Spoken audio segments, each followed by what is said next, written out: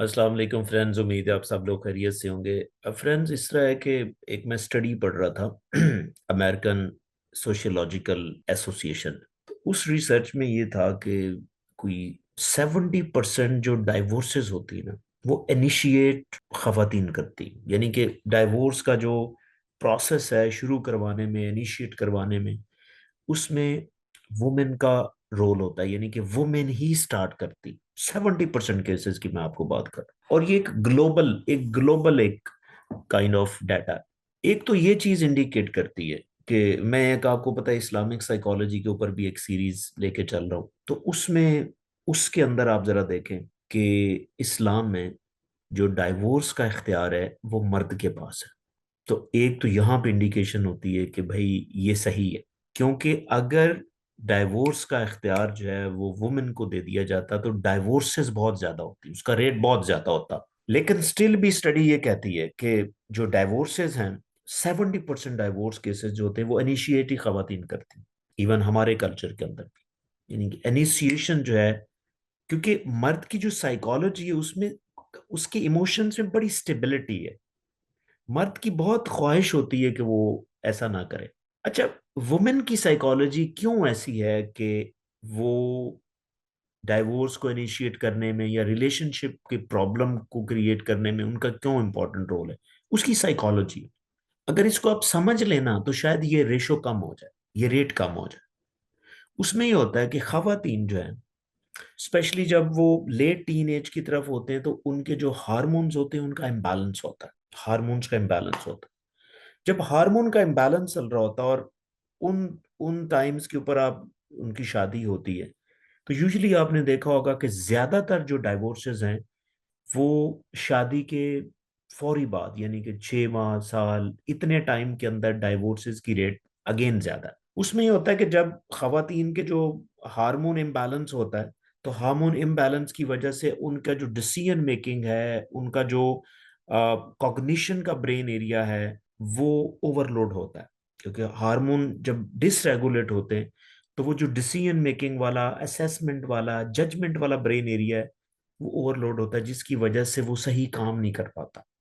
तो खवातीन क्या करती हैं कि अपने रिलेशन को अंडरस्टैंड नहीं कर सकती, मिसकंसेप्शन, मिसकम्युनिकेशन फील करती, जिसकी वजह से उनके इमोशंस हर्ट होते हैं। वो कुछ और समझ रही होती है अपने हस्बैंड के बारे में, जिसकी वजह से वो ये प्रोसेस इनिशिएट करती। और इसी तरह ये प्रोसेस जो है, जैसे ही थोड़ा सा रिलेशनशिप बढ़ता है तो ये कम हो जाता है, क्योंकि उसमें इंपॉर्टेंट चीज है कि जो आपकी सेक्सुअल लाइफ है वो हार्मोन्स को रेगुलेट करने की कोशिश करती है। सेक्स जो है ना, this is the best best thing to regulate the hormone, और हार्मोन को बैलेंस करती, जिसकी वजह से अगर शादी थोड़ी सी, रिलेशनशिप जरा थोड़ा सा प्रोलॉन्ग करता है, तो अगेन एक पीक और आती है जब खवातीन 35 साल से ऊपर जाती हैं, 40 साल के अराउंड होती का, जहां पे अगेन एक हार्मोन्स का इम्बैलेंस होता है, और उस टाइम भी ज्यादा चांसेस होते हैं। अब ये तो इसकी रीजन है, ये इसकी बेसिक साइकोलॉजी है। अब इसको मैनेज कैसे किया जा सकता है, इसके लिए प्रिकॉशंस क्या हैं, कि आप कौन सी प्रिकॉशंस फॉलो करें तो ये स्टेबिलिटी आ सकती है और ये डाइवोर्स की जो इनिशिएशन रेट है ये कम हो सकती है। उसमें 3 लोगों का इंपॉर्टेंट रोल है। स्पेशली मैं इंडो पाक कल्चर के हवाले से बात करूंगा। 3 लोगों का इंपॉर्टेंट, एक वाइफ, दूसरा हस्बैंड, और तीसरा फैमिली। अच्छा, सबसे पहले वाई हस्बैंड्स को ये अंडरस्टैंड करना है कि ये फीमेल की साइकोलॉजी है। देखिए, जब आप किसी चीज को अंडरस्टैंड कर लेते हैं तो आपका रिस्पॉन्स डिफरेंट हो जाता है। आप समझते ही ऐसे, पहली जो टिप है कि वो अंडरस्टैंडिंग बहुत इंपॉर्टेंट है। कि जब आप समझ लेते हैं कि यार ये साइकोलॉजी ही ऐसे है, यानी कि उनकी ब्रेन वर्किंग ही ऐसे है, तो उस चीज को हम समटाइम इग्नोर कर देते हैं। आप कहते हैं नहीं यार, ये बंदे का मसला ही ऐसे है। ठीक है ना? अक्सर नहीं आपने देखा होगा कि अगर कोई बंदा गुस्से वाला है ना, तो जब वो किसी के साथ गुस्सा कर रहा होता है तो आप कहते हैं कि नहीं यार, इसकी तबीयत ही ऐसी है, ये बंदा ही ऐसे है, आपने माइंड नहीं करना। ठीक है, ये वैसे ही थोड़ा सा गुस्सा फील करते हैं। ठीक है। तो इसी तरह when you got aware of the psychology of the women, आपका रिएक्शन जो है वो वैसा नहीं होगा। आप उस सिचुएशन को बढ़ाएंगे नहीं।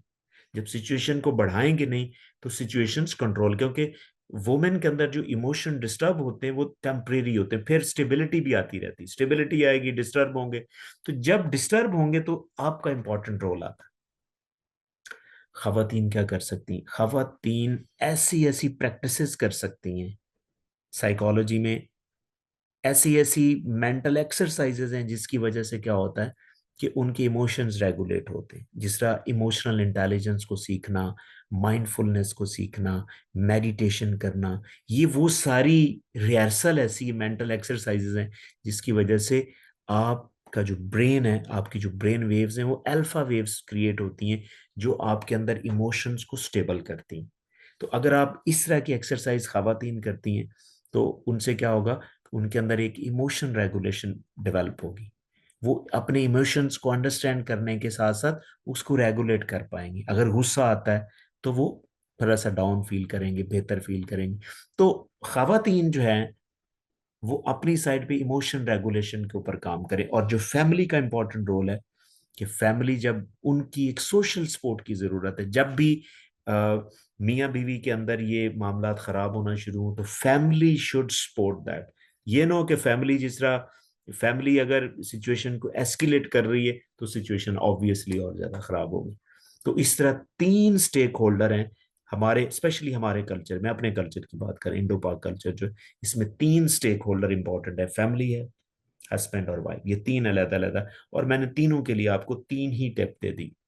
अगर आप इसको प्रैक्टिस करेंगे, आई एम श्योर कि इसके अंदर ये जो ज्यादा चांसेस हैं, जो डाइवोर्स को इनिशिएट करने के ज्यादा चांसेस, ये इसके अंदर कमी आएगी। But still if you have any question, हाँ, ये फिर पर्सन टू पर्सन भी कहीं थोड़ा बहुत वेरी कर रहा होता है। आप उसके लिए फिर कोई कस्टमाइज अप्रोच या कोई एक एक डिफरेंट अप्रोच भी आप इस्तेमाल कर सकते हैं। आप किसी काउंसलर से डिस्कस कर सकते हैं, आप साइकोलॉजिस्ट से डिस्कस कर सकते हैं, ताकि आपके लिए एक बेहतरीन आपको अपॉर्चुनिटी मिले, बेहतरीन ऑप्शन मिले उस सिचुएशन को मैनेज कैसे करें।